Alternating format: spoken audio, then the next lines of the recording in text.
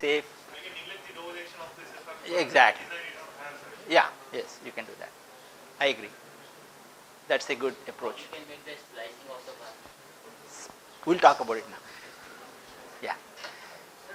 Yes. Can you? Is only with carbon FRP and steel reinforcement. Yeah. For glass FRP, there's no problem. Okay. Anything else? Okay. So let's move on to the next item, which is development lengths. So in any beam type of element or even columns, the perfect bond between steel and concrete, surrounding concrete, is very, very important. That's one of the assumptions. We always assume that there is perfect bond between the reinforcing bars and the surrounding concrete. Okay. So it's no different for FRP bars. But the difference is because of the surface condition, like for example this one here may not have as good bond as say this one here. So because of this sanded surface condition on this, you will have smaller bond or development or pull out strength for this, which is understandable. The suppliers know that, we know that, as design engineers we know that. So that's one of the limitations. And when you have a beam type of application, because the bending moment is changing continuously over the length of the beam, any differential force, like at each section you will have different amounts of tensile force in your bars, right? So the differential has to be taken or has to be carried by the bond stresses. So once again, the bond depends on FRP reinforcement, the type, and elastic modulus, surface deformation like these ones here, and the shape of FRP bar. So most of the shapes in FRP bars these days are all circular, no problem. Almost all the bars supplied in the industry are circular, like this one here. Whereas previously when they started using square and rectangular bars. Those ones have different bond stress properties than the round bars. So this is a simple equilibrium condition for bar pull out. So if the bar force is represented by AF bar, which is area of the bar, times FFU if you are considering the maximum force or maximum force equal to the failure load, in which case AF bar times FFU is the maximum force you can generate in this bar, mobilize in this bar, and then that needs to be transferred on the surface of the bar, and it takes certain length to develop that kind of force at this point. Okay, that's the basis for your pull out strength. Here I want to highlight a few things before I forget. I can forget it very quickly, so I want to highlight a few things. Number one, I already mentioned this. If my bar diameter is very large, like if I have a large diameter of the bar, then the fiber in the middle is not stretched as much, and the fiber on the outer periphery is kind of attached to the concrete. So the force transfer within the bar has to happen by interlaminar shear, and that is a matrix driven property. If that's the case, you will see that the efficiency of the bar is reduced. That means larger bar diameters will give you smaller strength. Same thing in case of bond characteristics. Sometimes you will see these bars will split, so it's only nicely attached to the outer periphery, and everything else will just split when you are doing your tests in beams. That's number one. Number two, again I'm coming back to the same question of over reinforced and under reinforced, we are always preferring to design our beams to be over reinforced beams, right? That means we are never ever going to utilize, if you are designing your beam to be over reinforced beam, our stress here would be smaller than FFU. Therefore, you should not ever think in terms of developing the entire force corresponding to FFU. You should always think in terms of what is the stress from flexural analysis in your bar and develop for only that much of stress. Does it make sense? So the bar is not fully stressed. It may not be reaching FFU. That's because we design our beams to be over reinforced beams. Therefore, this stress may not be FFU. So if you design it for FFU, that may be very large force and you may need very large embedment length. And by equilibrium, you have length L times the surface area times bond stress equals total force AF bar times FFU. Okay, so without going into too many details, ACI has an expression which says the developable or a stress that can be developed, which is developable strength, is FFE, and it's dependent on square root of F prime. See, that's the concrete strength. Alpha is bar location modification factor, alpha, and then 13.6 is a constant based on test results. LE is the embedment length, dB is the diameter of the bar, plus C is the concrete cover dimension. I will define that in a minute.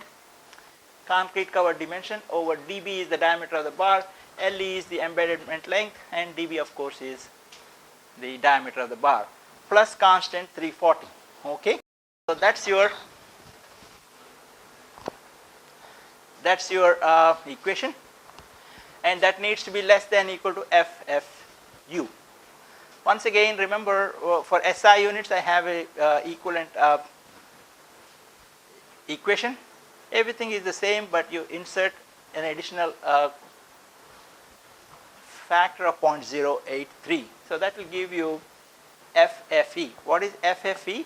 For a given embedment length, L sub E, for a given embedment length L sub E, which is here,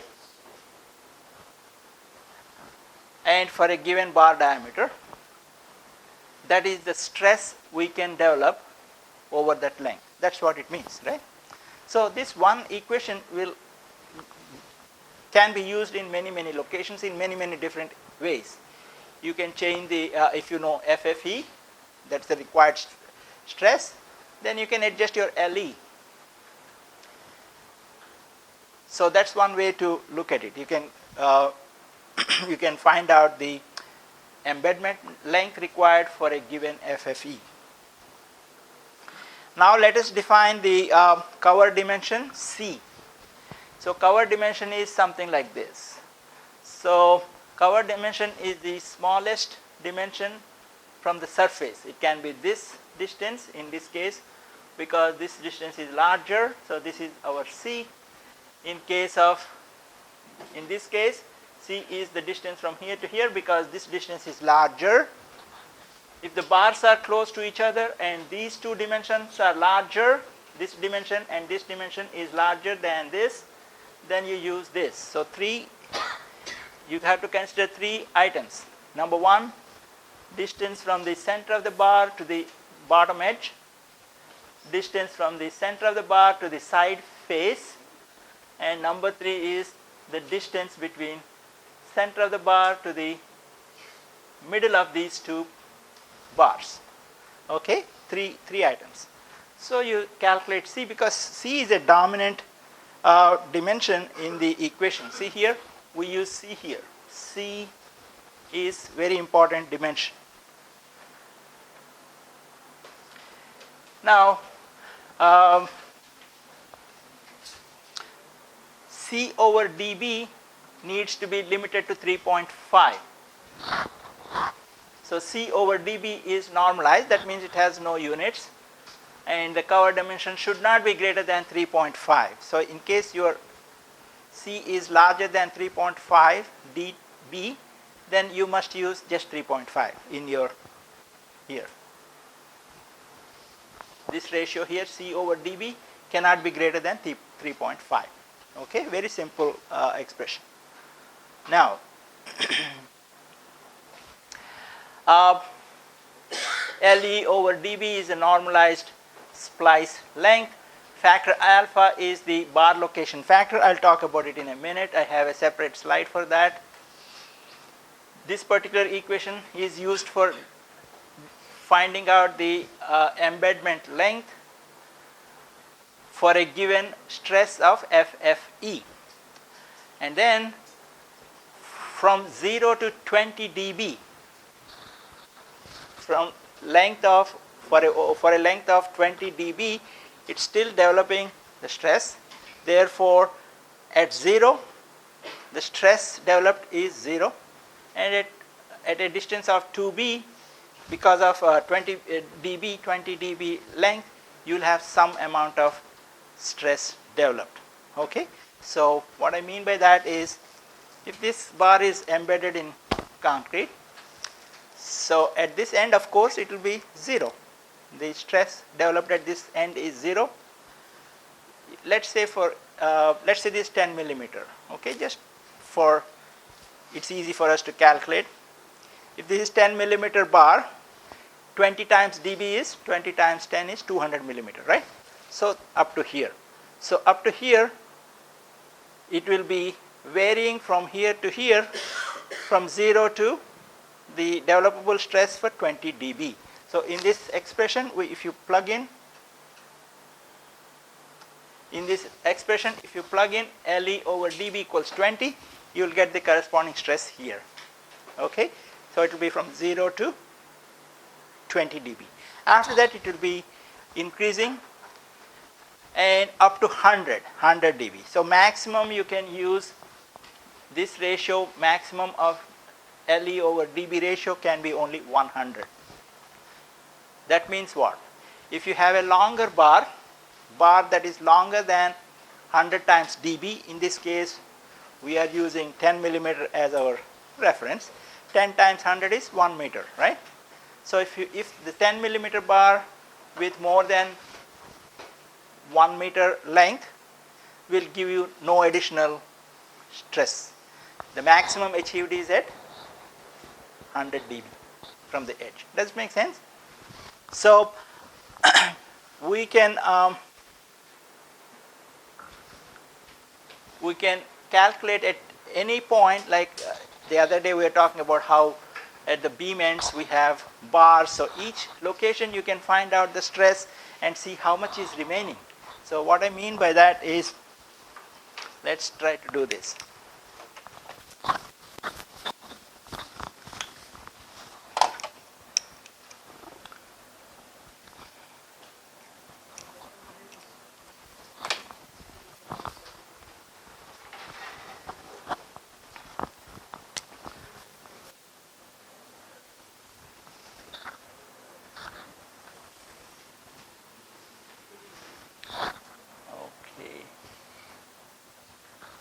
So let's say this is our beam, and this is our center line, mid-span location, and we have our bars here.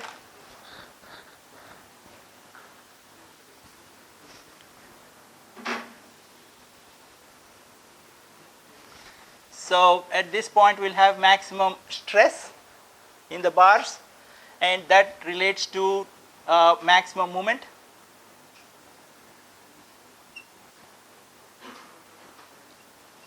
Right? So if you draw a stress profile, you'll find the maximum stress at this point, and for this I have a development length of the distance from here to here, right? Let's say at quarter point, you can find out the corresponding stress at quarter point, and then that stress will almost always be less than this. Of course, depending on the loading, But if you have uniform load, this stress is likely to be about 70-75% of the stress at this point here. So again, at this point you have another FFE, let's say quarter point. This is midpoint. So you use this FFE to find out the development length for this point. So if you have adequate length here, that's good enough.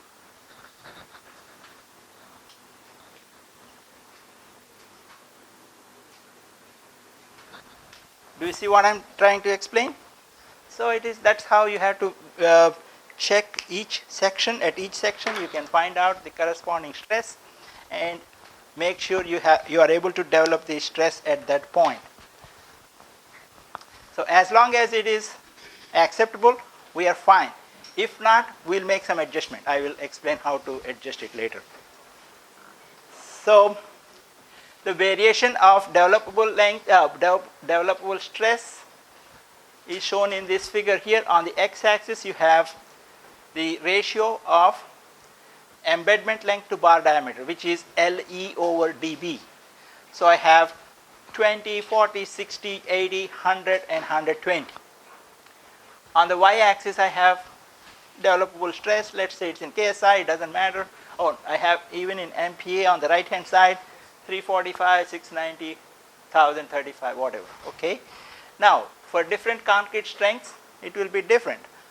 Larger the concrete strength, larger the developable stress you can get.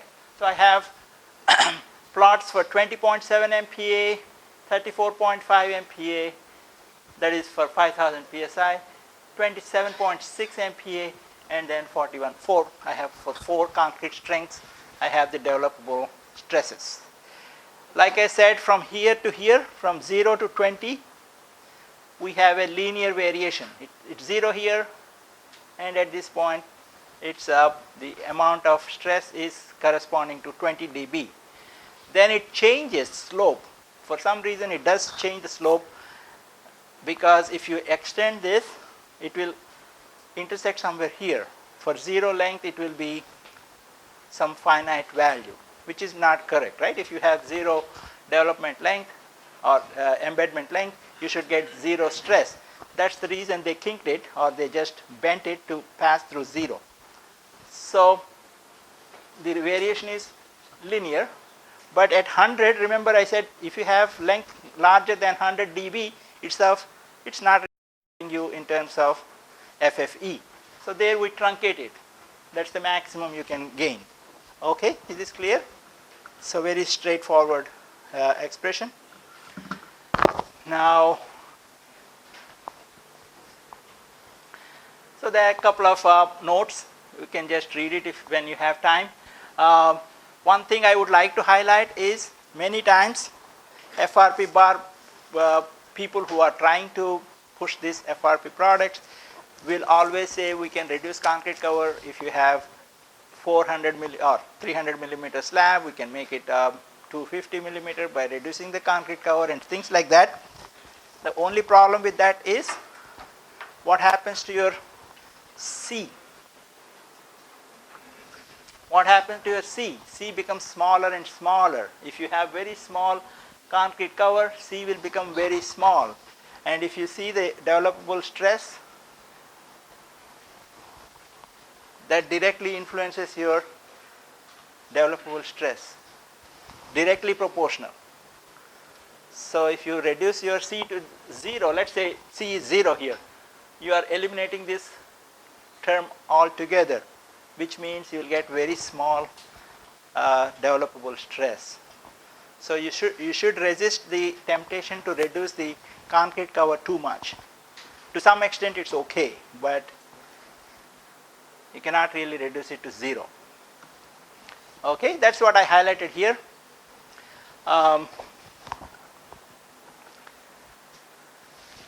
And then we have, this is a very important consideration.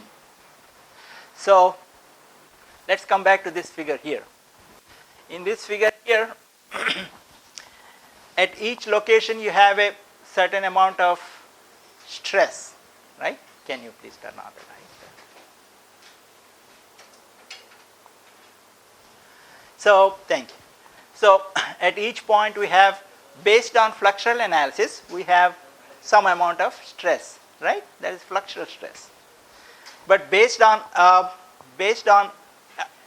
developable stress, FFE, so we are talking about two different things.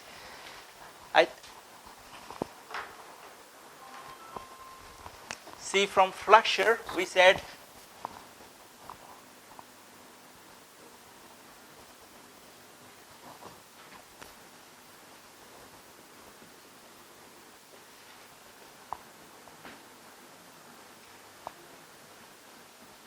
from structural analysis of the section, we got what's known as FF, right? In case of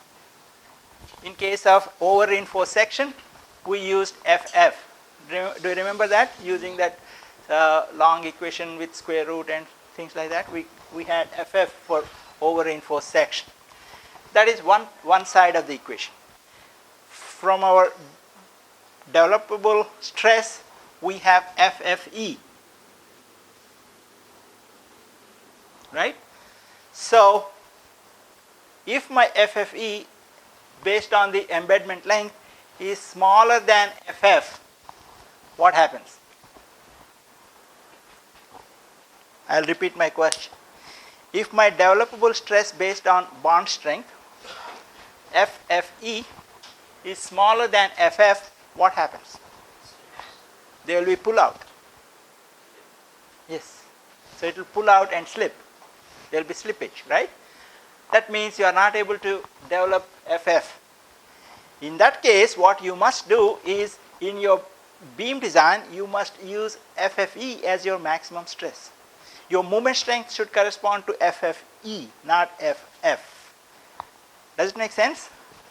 That's a big deviation from steel reinforced concrete members. All right?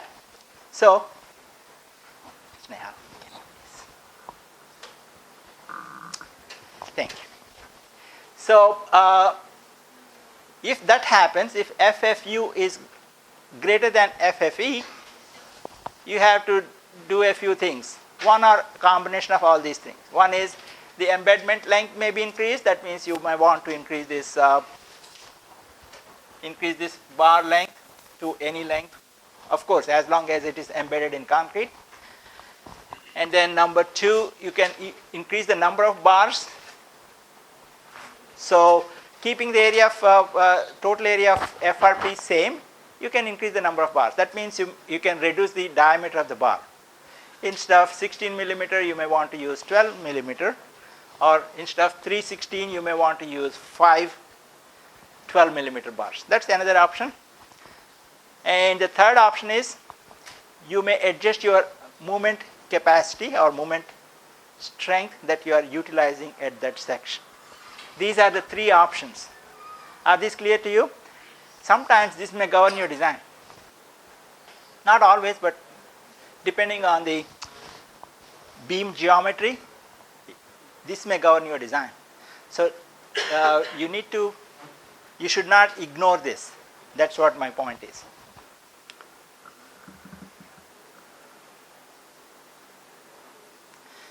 Okay, so look at everything in terms of the C to dB ratio, and everything will depend on the concrete cover, on FFE, on FF.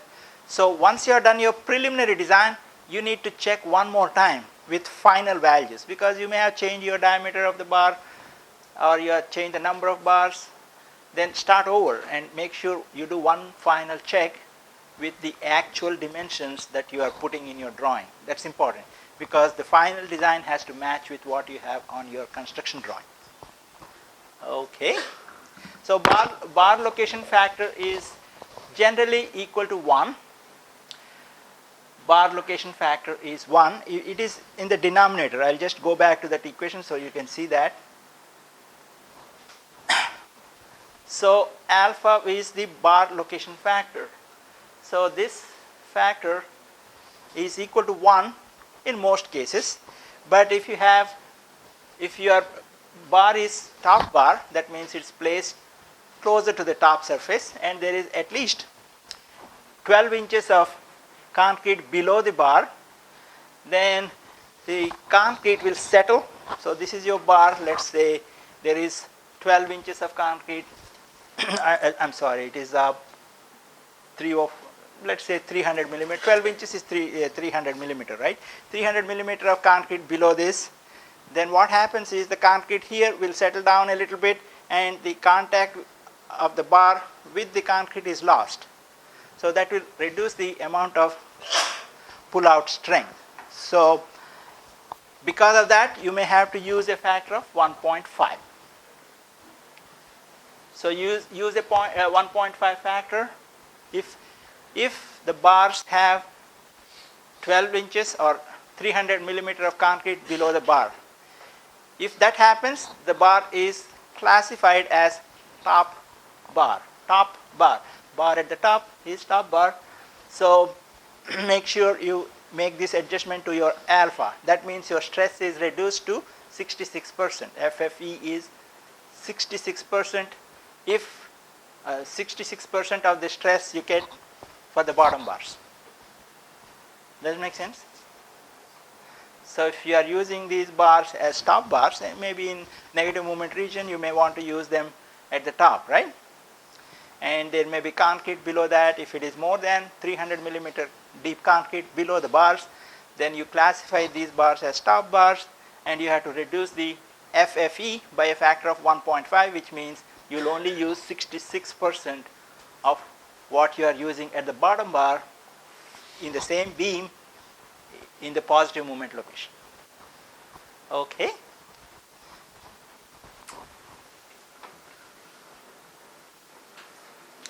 Okay. So everything else you use material factor is 1, but again,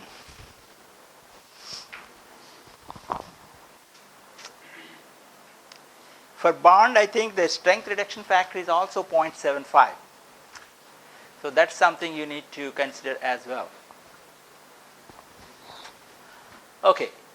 Now we are defining what's known as bond critical section. So the same, I already explained the concept, and if that condition arises where the FFE is smaller than FF, then you have to make adjustment to your nominal moment strength. Okay? Is that sentence clear to you? If my developable stress, which is FFE, is smaller than FF, which is the fluxural related stress, then we need to make the 3 adjustments. We said we can increase the number of bars by using smaller diameter bars, or we can increase the length of the embedment length. The third one is change the capacity.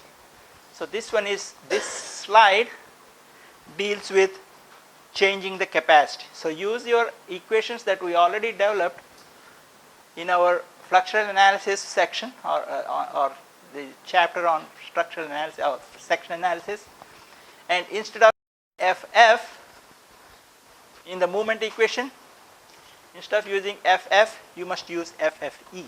So I'll just write down here so you can remember. So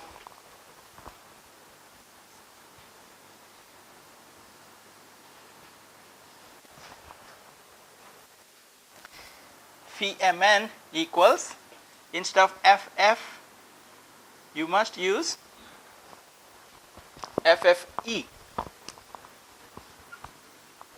Okay, 10 times area of FRP, AF, times D minus A over 2.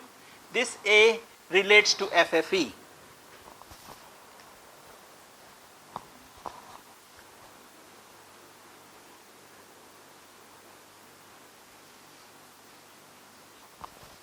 Okay, it's based on FFE.